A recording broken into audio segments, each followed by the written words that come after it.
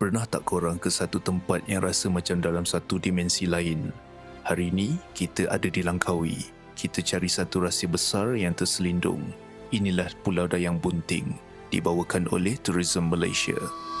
Pengembaraan kali ini menaiki bot dari jeti Teluk Baru menelusuri Pulau Singa Kecil untuk melihat struktur rabung dan puncak gunung membentuk siluet seorang wanita hamil sedang berbaring dan terus berlabuh di jeti Dayang Bunting. Namanya datang daripada kisah seorang puteri kayangan, Dayang Sari, yang kehilangan anaknya dan menyembadikan zuriatnya di tasik ni. Orang kata tasik ni berkat untuk pasangan yang inginkan zuriat. Sejarahnya bukan sekadar cerita rakyat.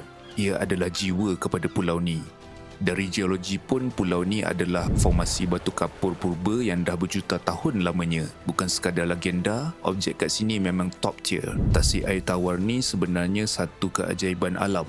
Dia terletak kat tengah-tengah pulau tapi airnya tawar walaupun dikelilingi laut. Bahagian perut Dayang inilah tasik air tawar besar yang terhasil akibat runtuhan gua bawah tanah jutaan tahun dahulu. Korang boleh berkayak atau berenang, letting the peaceful vibes wash over you. Apa yang best kat sini? It's the silence. Bila korang sampai kat sini, noise dari dunia luar seolah-olah mute. Air yang tenang, dikelilingi hutan hijau dan aura misteri yang buatkan kita rasa kecil. Kalau korang rasa penat dengan kerja atau life, tempat ini adalah tempat terbaik untuk korang reconnect dengan alam. Ini bukan sekadar lokasi pelancongan, ia adalah satu peringatan yang alam semula jadi ada kuasa dia sendiri. Kuasa untuk tenangkan kita, kuasa untuk buat kita kagum. So add this to your bucket list, tapi ingat, datang sini dengan penuh rasa hormat. Kita jumpa lagi di next coordinate.